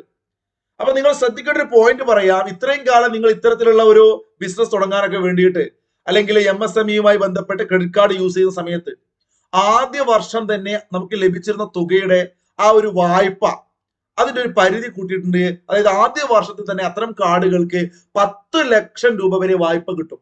പുതിയൊരു ബജറ്റിലെ പ്രഖ്യാപനമാണ്. അപ്പൊ നോക്കൂ, ഈ തരത്തിലുള്ള മൈക്രോ എന്റർപ്രൈസസുകൾക്കുള്ള ക്രെഡിറ്റ് കാർഡുകൾക്ക് 10 ലക്ഷം രൂപ വരെ വായ്പ നൽകാമെന്നൊരു പ്രഖ്യാപനം വന്നു. ഇമ്പോർട്ടന്റ് ആണ്. നോക്കൂ, ബീഹാറിൽ ഇത്തരം ഈ എന്താ പറയാ ഒരു MSMEയുമായി ചേർന്നുകൊണ്ട് നമുക്ക് പറയാൻ പറ്റുന്ന ഒരു പോയിന്റ് ആണ്. ബീഹാർ ഒരു National Institute of Food Technology വന്നു. പഠിച്ചു വെച്ചേക്കുക. ബീഹാറിൽ ഒരു National Institute of Food Technology വന്നു. കളിപ്പാട്ട നിർമ്മാണ മേഖലയ്ക്കുള്ള നടപടികൾ വരുന്നു. ഫുട്വെയർ ആൻഡ് ലെതർ മേഖലകൾക്കായുള്ള ഫോക്കസ് പ്രോഡക്റ്റ് സ്കീം വരുന്നു. അതുപോലെ തന്നെ ആദ്യമായി സംരംഭം ആരംഭിക്കുന്നവർക്കായുള്ള പദ്ധതി വരുന്നു. ഇതൊക്കെ ഇതിന്റെ ഭാഗമായിട്ട് നിങ്ങൾ ചുമ്മാ വായിച്ചു പോയാൽ മതി. എന്നാൽ കൂട്ടുകാർ ഓർത്തു വെക്കുക, ആദ്യമായി സംരംഭം ആരംഭിക്കുന്ന, ഞാൻ സ്റ്റാർ ഇട്ട് വെക്കാം, എന്റെ തൊട്ട് പിറകിൽ നിങ്ങൾ കാണില്ല, ഞാൻ പറയുന്നത് ശ്രദ്ധിക്കുക. PDF വേണമെങ്കിൽ വായിച്ചു നോക്കുന്നത് നിങ്ങൾക്ക് മനസ്സിലാവും. ആദ്യമായി സംരംഭം ആരംഭിക്കുന്ന ഈ പറയുന്ന PDFകളൊക്കെ കിട്ടണമെങ്കിൽ നിങ്ങൾ ജസ്റ്റ് നമ്മളെ ഒരു ചെറിയ ബാച്ച്, ഡെയിലി രാവിലെ 5:30 ക്ലാസ്സുള്ള ഒരു ബാച്ച് ഉണ്ട്. അതിനകത്ത് ഇതൊക്കെ ഇങ്ങനെ കൃത്യമായിട്ട് ക്ലാസ്സുകളൊക്കെ നൽകാറുണ്ട്. ആവശ്യമുള്ളവർക്ക് 7306118242 എന്ന വാട്സ്ആപ്പ് നമ്പറിനകത്തേക്ക് ഒന്ന് മെസ്സേജ് അയച്ചേട്ടോ. 7306118242 വിളിച്ചാൽ കിട്ടില്ല, വാട്സ്ആപ്പ് മെസ്സേജ്. അപ്പൊ ഞാൻ പറഞ്ഞു വന്നതിന്റെ പിറകിൽ നിങ്ങൾ കാണുന്നില്ലെങ്കിൽ ഞാൻ പറയാം. ആദ്യമായി സംരംഭം ആരംഭിക്കുന്ന സ്ത്രീകള്, പട്ടികജാതി പട്ടികവർഗ വിഭാഗത്തിൽപ്പെട്ട ആളുകൾക്ക് 5 ലക്ഷം പേർക്ക് അടുത്തൊരു 5 വർഷത്തിനുള്ളിൽ 2 കോടി രൂപ വരെ എന്താ പറയാ ഈ ഷോർട്ട് ടേം ആയിട്ടുള്ള ലോൺ നൽകുന്നതിനുള്ള ഒരു പദ്ധതി ആരംഭിക്കുമെന്ന് പ്രഖ്യാപിച്ചിരുന്നു. അപ്പൊ ആദ്യമായി സംരംഭം ആരംഭിക്കുന്ന സ്ത്രീകള്, SC ST ആളുകൾക്ക് 5 ലക്ഷം പേർക്കാണ് 5 വർഷം കൊണ്ട് 2 കോടി രൂപ നൽകുന്ന ഒരു പദ്ധതി. ഓർത്ത് വെച്ചേക്കുക. നിക്ഷേപം എന്ന മൂന്നാമത്തെ എഞ്ചിൻ, കൃഷി പഠിച്ചു, MSME പഠിച്ചു, നിക്ഷേപം ഇമ്പോർട്ടന്റ് ആയ കുറച്ച് കാര്യങ്ങൾ ഇവിടെയുണ്ട്. മികവിന്റെ 5 ദേശീയ കേന്ദ്രങ്ങൾ ഇതാ നിർമ്മല സീതാരാമന്റെ ബജറ്റിലെ പ്രത്യേകതയാണ്. മക്കൾ ഇതിങ്ങനെ പരത്തി പറയുന്നത് നിങ്ങൾ പഠിക്കുന്ന സമയത്ത് സ്റ്റേറ്റ്മെന്റ് ചോദ്യങ്ങൾ പ്രതീക്ഷിച്ചുകൊണ്ട് വേണം വായിക്കാൻ. മികവിന്റെ 5 ദേശീയ കേന്ദ്രങ്ങൾ സ്ഥാപിക്കുമെന്ന് പറഞ്ഞു. ജില്ലാ ആശുപത്രികൾ, ഡേ കെയർ, ക്യാൻസർ സെന്ററുകൾ സ്ഥാപിക്കുമെന്നൊരു പ്രഖ്യാപനമുണ്ട്. എന്താണ്? ജില്ലാ ആശുപത്രികളിൽ ഡേ കെയർ, ക്യാൻസർ സെന്ററുകൾ. വളരെ വളരെ ഇമ്പോർട്ടന്റ് ആയ ഒരു പ്രോജക്റ്റ് ആണ് സാക്ഷം. സാക്ഷം എന്ന് പറഞ്ഞാൽ എന്താണെന്ന് പഠിച്ചു വെച്ചാൽ മതി. നിങ്ങൾ എന്താണത്? അംഗനവാടിയുമായി ബന്ധപ്പെട്ട് അവിടുത്തെ നവീകരണം, അവിടുത്തെ എന്താ പറയുക കാര്യങ്ങളുമായി വികസനവുമായി ബന്ധപ്പെട്ടതാണ് സാക്ഷം. അംഗനവാടി, സാക്ഷം അംഗനവാടി ആൻഡ് പോഷൻ 2.0, നല്ല കുട്ടികൾക്ക് നല്ല പോഷക ഭക്ഷണം കൊടുക്കുക, അതൊക്കെ ഇതിന്റെ ഭാഗമായിട്ട് വരുന്നത് സാക്ഷം. അപ്പൊ ജില്ലാ ആശുപത്രികൾ, ഡേ കെയർ, ക്യാൻസർ സെന്റർ, അംഗനവാടിയുമായി ബന്ധപ്പെട്ട സാക്ഷം പദ്ധതി, മികവിന്റെ 5 ദേശീയ കേന്ദ്രങ്ങൾ. ഏറ്റവും പ്രധാനപ്പെട്ട മറ്റൊരു പ്രോജക്റ്റ് ആണ് ജൽ ജീവൻ ദൗത്യം. ഈ ഒരു ദൗത്യം ആരംഭിച്ച ഇപ്പോഴൊന്നും അല്ല, പക്ഷേ ഈ ഒരു ദൗത്യം 2028 വരെ ദീർഘിപ്പിച്ചു. ജൽ ജീവൻ ദൗത്യം 2028 വരെ ദീർഘിപ്പിച്ചു. വളരെ പ്രധാനപ്പെട്ടതും കൗതുകവും നീ ഒരുപക്ഷെ പഠിക്കുമ്പോൾ ഒരു രസമുള്ള ഒരു ഫാക്ട് ആണ് പറയുന്നത്. അടൽ ടിങ്കറിംഗ് ലാബുകൾ സ്ഥാപിച്ചു. അടൽ ബിഹാരി വാജ്പേയിന്റെ ആ ഒരു അടൽ പിടിക്കുക, ടിങ്കറിംഗ്, ഇത് തെറ്റിപ്പോയാൽ ചിന്തിക്കേണ്ട, അവിടെ കാണാം നിങ്ങൾക്ക്. എടാ ഒരു പുതിയ രീതിയിലുള്ള ലാബ് സംവിധാനം, നമ്മളിപ്പോ സ്കൂളൊക്കെ സയൻസ് ലാബ്, കമ്പ്യൂട്ടർ ലാബ് എന്നൊക്കെ പറയുന്ന പോലെ മോഡേൺ ടെക്നോളജി, ഒരുപാട് കാര്യങ്ങൾ, ഇപ്പം റോബോട്ടിക്സ് അങ്ങനത്തെ കാര്യങ്ങളൊക്കെ ഉണ്ടല്ലോ. ഇവിടെ നിങ്ങൾക്ക് ഒരു റോബോട്ടിനെ കാണാൻ നിങ്ങൾക്ക് മനസ്സിലാവും, കുറച്ചുകൂടി അഡ്വാൻസ്ഡ് ആയിട്ടുള്ള അത്തരം കാര്യങ്ങൾ നിങ്ങളത് വായിച്ചു നോക്കിയാൽ ഒരുപാട് കാര്യങ്ങളുണ്ട്, ഗൂഗിൾ ചെയ്ത് നോക്കി മനസ്സിലാക്കുക. ടിങ്കറിംഗ്, അത്തരത്തിലുള്ള അഡൽ ടിങ്കറിംഗ് ലാബുകൾ സ്ഥാപിക്കും എന്നൊരു പ്രഖ്യാപനം പഠിച്ചു വെച്ചേക്കുക. സാക്ഷം അംഗനവാടി ആൻഡ് പോഷൻ 2.0 പോലെ അഡൽ ടിങ്കറിംഗ് ലാബുകൾ ഇമ്പോർട്ടന്റ് ആണ്, പഠിച്ചു വെക്കുക. ഗിഗ് തൊഴിലാളികൾ, SCRTയുടെ പുതിയ SCRTയിലൊക്കെ കൃത്യമായിട്ട് പറയുന്ന ഒരു തൊഴിലാളി വിഭാഗമാണ് ഗിഗ് തൊഴിലാളികൾ. നിങ്ങളിപ്പോ സൊമാറ്റോ, സ്വിഗ്ഗി ഇതിനകത്തൊക്കെ ഓടുന്ന ആളുകളില്ലേ, എന്ന് വെച്ചാൽ ഒരു ചെറിയൊരു കരാറിന്റെ അടിസ്ഥാനത്തിൽ ഇങ്ങനെ ജോലി ചെയ്യുന്ന, പാർട്ട് ടൈം ആയി ജോലി ചെയ്യുന്ന പല ജോലികളിലെ അത്തരം ജോലിക്കാരെയാണ് ഗിഗ്. അത് നിങ്ങൾ SCRT വായിച്ച് നന്നായിട്ട് മനസ്സിലാക്കണം. അതിനെ കുറിച്ചൊക്കെ SCRT വിശദമായിട്ട് പറയുന്നുണ്ട്. ഞാൻ നേരത്തെ പറയുന്നത് ടിങ്കറിങ്ങിനെ കുറിച്ച് കൂടുതൽ അറിയേണ്ടവർക്ക് ഗൂഗിൾ ചെയ്ത് നോക്കാം. അതുപോലെ ഗിഗ് തൊഴിലാളികൾ, അത്തരം തൊഴിലാളികൾക്ക് തിരിച്ചറിയൽ കാർഡുകൾ നൽകും. അതൊരു വലിയ പ്രഖ്യാപനമാണ്, സ്റ്റേറ്റ്മെന്റ് ആയിട്ട് ചോദിക്കും. ഗിഗ് തൊഴിലാളികൾക്ക് തിരിച്ചറിയൽ കാർഡ് നൽകും. അതുപോലെ തന്നെ ഇത് നമുക്ക് വായിക്കുന്ന നിങ്ങളെ ഇഷ്ടം, ഞാൻ നിങ്ങൾക്ക് പഠിക്കാൻ എളുപ്പത്തിൽ ഒന്ന് മുറിച്ച് വായിച്ചു കേടാം. സ്വാമി എന്ന് എഴുതുക കേട്ടോ, SWAMI, സ്വാമി കേട്ടോ. എന്നിട്ട് അവിടെ ഒരു H ഇല്ലേ, അവിടെ ഒരു സ്പേസ് ഇടുക. അല്ലെങ്കിൽ നിങ്ങൾ മനസ്സിലെ സ്വാമിക്ക് അച്ഛൻ കൊടുത്ത ഫണ്ടുമായി സ്വാമി ഒരുപാട് കെട്ടിടങ്ങളും ഫ്ലാറ്റുകളൊക്കെ വേഗം പണി പൂർത്തീകരിക്കുന്നു, അല്ലെങ്കിൽ റിയൽ എസ്റ്റേറ്റിൽ ഇടുന്നു സ്വാമി. വെറുതെ പഠിച്ചു വെക്കുക. ഇപ്പൊ കേന്ദ്ര സർക്കാർ ഒരു പ്രോജക്റ്റ് ആണ്, റിയൽ എസ്റ്റേറ്റുമായി ബന്ധപ്പെട്ട പ്രോജക്റ്റ് ആണ്, പദ്ധതി ബജറ്റിൽ പ്രത്യേകിച്ച് പ്രഖ്യാപിക്കുന്നു. സ്വാമി H ഫണ്ട് 2 എന്നുള്ള ഒരു കൺസെപ്റ്റ് കിട്ടാൻ വേണ്ടിയിട്ടാണ്. അപ്പൊ സ്വാമി അല്ലെങ്കിൽ സ്വാമി എന്താ അത് വായിക്കാതെ എനിക്ക് അറിയില്ല. എങ്ങനെയാണെങ്കിലും ഞാൻ പിള്ളേരെ പഠിപ്പിക്കാൻ വേണ്ടി അങ്ങനെ പറഞ്ഞുകൊണ്ട് ഞാൻ എന്റെ മനസ്സിൽ അങ്ങനെയുള്ളൂ. സ്വാമി H അല്ലെ, സ്വാമി H ഫണ്ട് എന്ന് ആലോചിക്കുക. ഈ സ്വാമി അല്ലെങ്കിൽ സ്വാമി H ഫണ്ട് എന്ന് പറഞ്ഞാൽ ഇത്തരത്തിലുള്ള ഒരുപാട് വീടുകളൊക്കെ, പണി പൂർത്തീകരിക്കാത്ത വീടുകളൊക്കെ ഉണ്ടാവും, അതുപോലെ ഫ്ലാറ്റുകൾ, അങ്ങനെയൊക്കെ റിയൽ എസ്റ്റേറ്റ്, അതൊക്കെ ആയിട്ട് ബന്ധപ്പെട്ടാണ് ഈ ഒരു ഫണ്ട്. അപ്പൊ അതുകൊണ്ടാണ് ഞാൻ അങ്ങനെ പറഞ്ഞത്. സ്വാമി അച്ഛനെ കയ്യിൽ കിട്ടിയ ഫണ്ട് എടുത്ത് റിയൽ എസ്റ്റേറ്റ് ഇട്ടു. ഇത് അല്ലാതെയും ചോദിക്കട്ടോ, നിങ്ങൾ ജസ്റ്റ് ഗൂഗിൾ ചെയ്ത് നോക്കിയാൽ നിങ്ങൾക്ക് മനസ്സിലാവും ഇതിന്റെ ഡീറ്റെയിൽ പ്രോജക്റ്റിന്റെ. അതിനകത്ത് റിയൽ എസ്റ്റേറ്റ് എന്ന വാക്ക് ഉപയോഗിക്കുന്നുണ്ട്.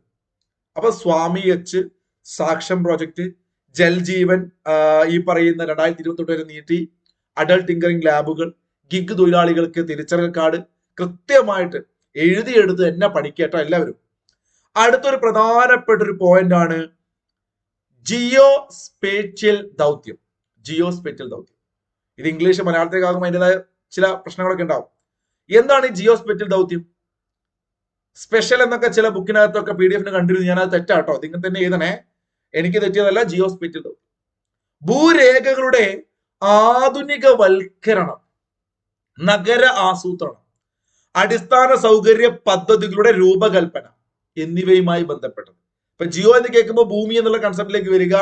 ഭൂമിയുമായി ബന്ധപ്പെട്ട പല മോഡേൺ കാര്യങ്ങൾ, ഇപ്പൊ നമ്മുടെ നാട്ടിനകത്ത് എന്റെ ഭൂമി പ്രോജക്റ്റ് നിങ്ങൾ പഠിച്ചിട്ടുണ്ടാവുമല്ലോ. ഇപ്പോ ഡിജിറ്റൽ ആക്കുന്നു. ഉജ്ജാർ ഉൾവാർ എന്ന് പറയുന്ന വില്ലേജ് ഒക്കെ നമ്മൾ പഠിച്ചില്ലേ കാസർഗോഡ്, അപ്പൊ അത്തരത്തിൽ ജിയോ സ്പേഷ്യൽ ദൗത്യം എന്ന് പറഞ്ഞാൽ ഇന്ത്യയിലെ ഭൂമിയുടെ രേഖയുമായി ബന്ധപ്പെട്ട ആധുനികവൽക്കരണം, നഗരാസൂത്രണം, അടിസ്ഥാന സൗകര്യം, ഇത്തരം കാര്യങ്ങളൊക്കെയാണ് ജിയോ സ്പേഷ്യൽ ദൗത്യത്തിൽ വരുന്നത്. സാക്ഷ്യം കണ്ടോ, അംഗനവാടി ആൻഡ് പോഷൻ 2.0 ഇമ്പോർട്ടന്റ് ആണ്. നാഷണൽ ജിയോ സ്പേഷ്യൽ കണ്ടോ, അതിന്റെ സ്പെല്ലിംഗ് കണ്ടോ നിങ്ങൾ, ജിയോ സ്പേഷ്യൽ മിഷൻ, ഞാനിപ്പോ പറഞ്ഞിട്ടുള്ളൂ അതുമായി ബന്ധപ്പെട്ട കാര്യങ്ങൾ. ഇനി PM സ്വനിധിയാണ്. ഇതും വളരെ ഇമ്പോർട്ടന്റ് ആണ്. കഴിഞ്ഞ കൊല്ലം ചോദിച്ചു. സ്വനിധി കേൾക്കുമ്പം പഠിച്ച പിള്ളേർക്ക് ഓർമ്മയുണ്ടാവും. തെരുവ് കച്ചവടക്കാർ, ഇത് മാത്രമാണ് നിങ്ങൾ ഹൈലൈറ്റ് ചെയ്യേണ്ടത്. തെരുവ് കച്ചവടക്കാർക്ക് വായ്പ നൽകുന്നതിന് മാത്രമല്ല അവരുടെ സമഗ്ര വികസനത്തിനും സാമ്പത്തിക ഉന്നമനത്തിനും വേണ്ടി അവരെ ശാക്തീകരിക്കുന്നതിന് പദ്ധതി ആരംഭിച്ചു. PM സ്വനിധി. ഭാരതീയ ഭാഷാ പുസ്തക പദ്ധതി ഒരു ചെറിയ പദ്ധതിയാണ്, ഓർത്ത് വെച്ചേക്കുക. സ്കൂളുകൾക്കും ഉന്നത വിദ്യാഭ്യാസത്തിനുമായിട്ട് ഡിജിറ്റൽ രൂപത്തിലുള്ള ഇന്ത്യൻ ഭാഷാ പുസ്തകങ്ങൾ നൽകുന്ന പദ്ധതി. അതാണ് ഭാരതീയ ഭാഷാ പുസ്തക പദ്ധതി. ഡിജിറ്റൽ രൂപത്തിലുള്ള ഇന്ത്യൻ ഭാഷാ പുസ്തകങ്ങൾ നൽകുക കേട്ടോ. ഇനി ഇമ്പോർട്ടന്റ് ആയ മറ്റൊരു പോയിന്റ് നോക്കൂ. വെസ്റ്റേൺ കോസി കനാൽ ERM പ്രോജക്റ്റിനുള്ള സാമ്പത്തിക സഹായം. ഇത് ബീഹാറിലാണ് മക്കളെ. എന്നുവെച്ചാൽ ഇതൊരു ബീഹാറിൽ മാത്രമുള്ള പ്രോജക്റ്റ് അല്ല എങ്കിലും ബീഹാറുമായി ചേർന്നുകൊണ്ടുള്ള പ്രോജക്റ്റ് ആണ് കോസി കനാൽ. അപ്പൊ നേപ്പാളിൽ നിന്ന് വരുന്ന ആ ഒരു കോസി നദിയില്ലേ, ഇന്ത്യയുടെ ദുഃഖം എന്ന് വിളിക്കുന്ന, ബീഹാറിന്റെ ദുഃഖം എന്ന് വിളിക്കുന്ന കോസി. അപ്പൊ വെസ്റ്റേൺ കോസി കനാൽ പ്രോജക്റ്റിനുള്ള സാമ്പത്തിക സഹായം ഓർത്ത് വെച്ചേക്കണേ. മറ്റൊരു പോയിന്റ് ആണ്, ഇതൊക്കെ നിക്ഷേപത്തിൽ വരുന്ന കേട്ടോ. മറ്റൊരു പോയിന്റ് ആണ് ഭാരത് നെറ്റ്. ഇപ്പൊ കൃഷി, MSME, നിക്ഷേപം, കയറ്റുമതിയാണല്ലോ പറഞ്ഞത്. അപ്പൊ കയറ്റുമതി വലിയ പോയിന്റ് ഒന്നുമില്ല, ഈ നിക്ഷേപത്തിലാണ് ഏറ്റവും കൂടുതൽ പോയിന്റ്. അപ്പൊ PM സ്വനിധി പഠിച്ചു. അതുപോലെ തന്നെ അംഗനവാടിയുമായി ബന്ധപ്പെട്ട് ഓർത്ത് വെച്ചു. ഗിഗ് തൊഴിലാളികളെ കുറിച്ച് ആലോചിച്ചു. ഇതൊക്കെ നിക്ഷേപത്തിൽ ഇങ്ങനെ ആലോചിക്കണം നിങ്ങൾ അല്ലേ. അതുപോലെ തന്നെ അഡൽട്ട് ടിങ്കറിംഗ് ലാബുകളെ കുറിച്ച് ആലോചിച്ചു. ഇനി ഭാരത് നെറ്റ് ആണ്. ഭാരത് നെറ്റ് കേൾക്കുമ്പോൾ നെറ്റാണ്. അതിന്റെ കീഴിൽ ഗ്രാമപ്രദേശങ്ങളിലെ എല്ലാ ഗവൺമെന്റ് സെക്കൻഡറി സ്കൂളുകളിലും പ്രാഥമികാരോഗ്യ കേന്ദ്രങ്ങളിലും ബ്രോഡ്ബാൻഡ് സൗകര്യം കൊണ്ടുവരിക. ഗ്രാമങ്ങളിലേക്ക് ബ്രോഡ്ബാൻഡ് കൊണ്ടുവരിക ഭാരത് നെറ്റ് പദ്ധതിയുടെ കീഴിൽ ഓർത്ത് വെച്ചേക്കുക. അവസാനമായിട്ടൊരു വിദ്യാഭ്യാസവുമായി ബന്ധപ്പെട്ടുകൊണ്ട് ജ്ഞാന ഭാരത ദൗത്യം എന്നുവെച്ചാൽ ഗ്യാൻ ഭാരത് മിഷൻ എന്ന് വിളിക്കാം. അറിവുണ്ടാക്കുക എന്നൊരു ലക്ഷ്യവുമായി ബന്ധപ്പെട്ട് ഇപ്പൊ ലൈബ്രറികള് അല്ലെങ്കിൽ പല രൂപത്തിൽ പഠനവുമായി ബന്ധപ്പെട്ട കാര്യങ്ങൾ, വായനാശീലമൊക്കെ വളർത്തിയെടുക്കുന്ന പല പ്രോജക്റ്റുകളാണ് ഈ ഗ്യാൻ ഭാരത് മിഷൻ അഥവാ ജ്ഞാന ഭാരത ദൗത്യം. അപ്പൊ ഇത്രയാണ് നമുക്ക് അവിടെ മൂന്നാമത്തെ നിക്ഷേപത്തിൽ പഠിക്കാനുള്ളത്. ഇനി കയറ്റുമതി എന്ന് പറയുമ്പോൾ ഓവർ കാര്യങ്ങളൊന്നും അവിടെ പഠിക്കാനില്ല, ഒരു പോയിന്റ് മാത്രം ഓർത്ത് വെച്ചേക്ക്. കയറ്റുമതി എന്ന എഞ്ചിന് കീഴിൽ വരുന്ന പദ്ധതി അതാണ് BTN. പ്രധാനപ്പെട്ടതാണ് BTN, ഭാരത് ട്രേഡ് നെറ്റ് ആണ്.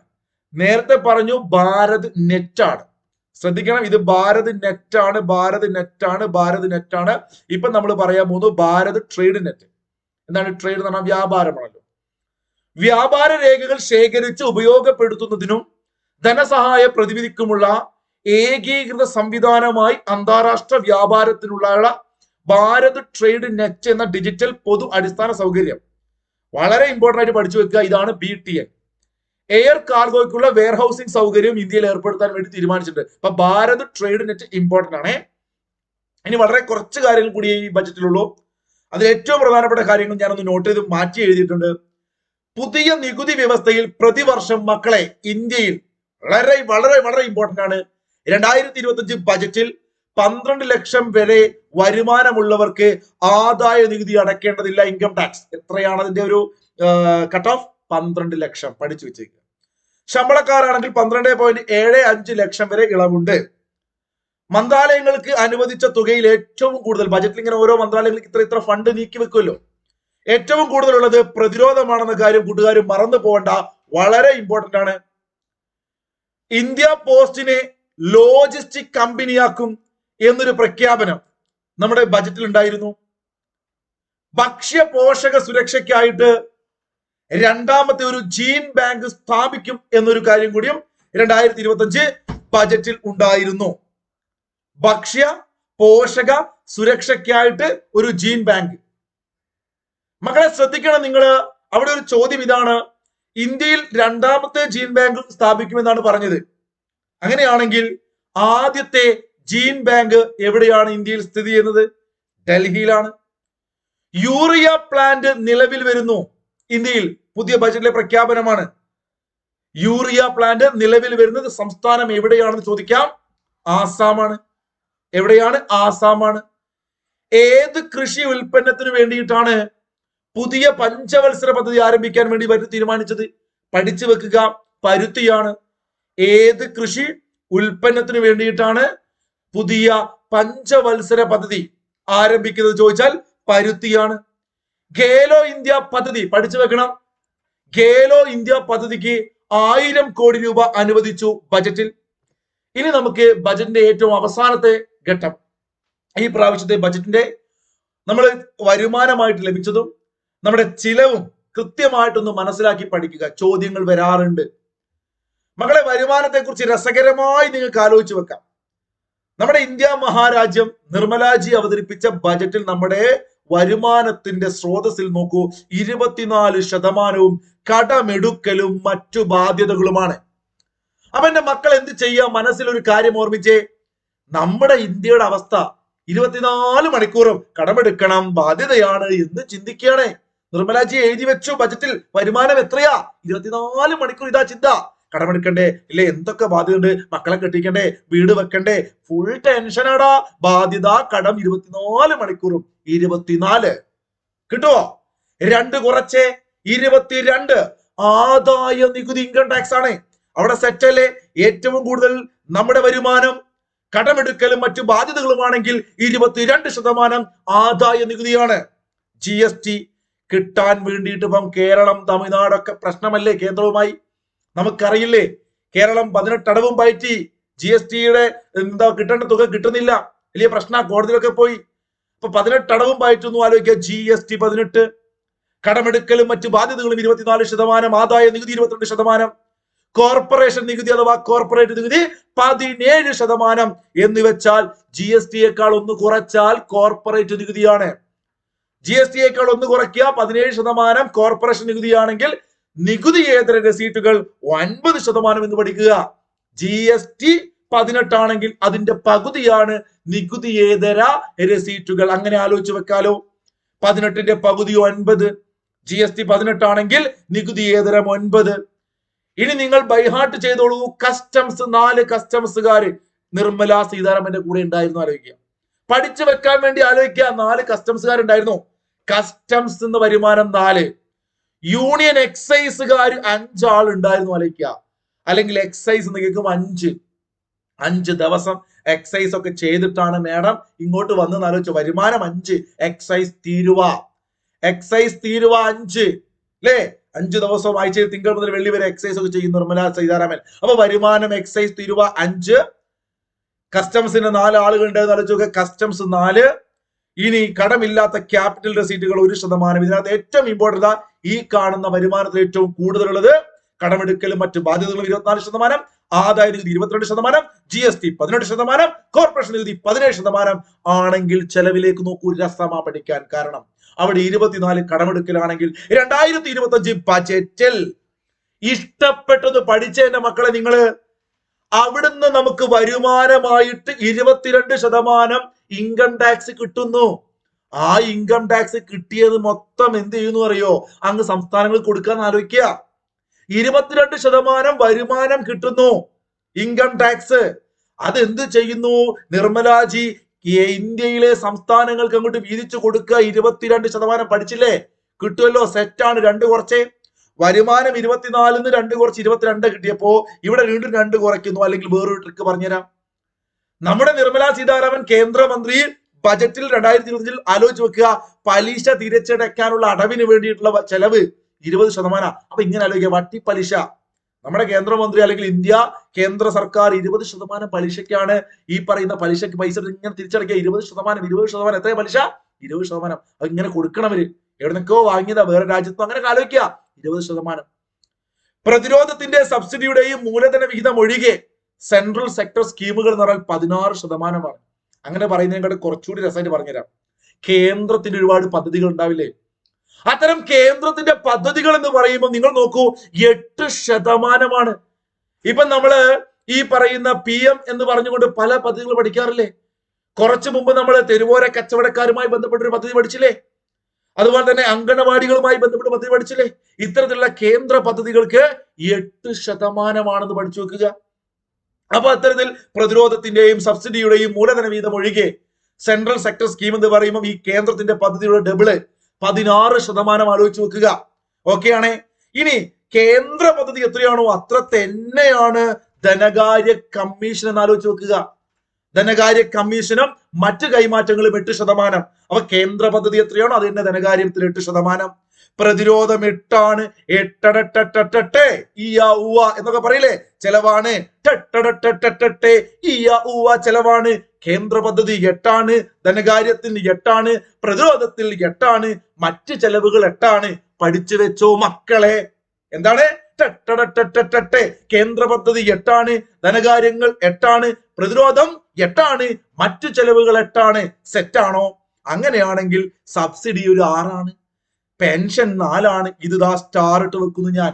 കാരണം ഏറ്റവും കൂടുതൽ ചെലവ് സംസ്ഥാനങ്ങളുടെ നികുതി വിഹിതമാണെങ്കിൽ ഏറ്റവും കുറവ് പഠിക്കുക pension pension pension 4%. Subsidy 6% by heart ചെയ്തെളുക ട്ടാ. എന്തെങ്കിലും ട്രിക്ക് നിങ്ങൾ വേറെ ഉണ്ടെങ്കിൽ അതൊക്കെ ഒന്ന് കമന്റ് ചെയ്യും. അപ്പൊ നമ്മള് ഇത്രയും നേരം പഠിച്ചതാണ് കേന്ദ്ര ബജറ്റുമായി ബന്ധപ്പെട്ട ഇമ്പോർട്ടന്റ് വസ്തുതകള്. ഇനിയും നിങ്ങൾ ഡിഗ്രി ലെവൽ എക്സാമിന് പ്രിപ്പയർ ചെയ്തിട്ട് നന്നായിട്ട് ആഴത്തിൽ ഓരോന്നും കീറി മുറിച്ച് പഠിച്ചോളുക. ഒരു 10th മെയിൻസിനൊക്കെ പോകുന്ന ഒരു നിർബന്ധമായിട്ടും ഇത്രയും പഠിക്കണം. നമുക്ക് അടുത്ത ക്ലാസ്സുമായിട്ട് കാണാം. അതുവരെ എല്ലാവർക്കും നല്ലത് വരട്ടെ. Good bye. Thank you.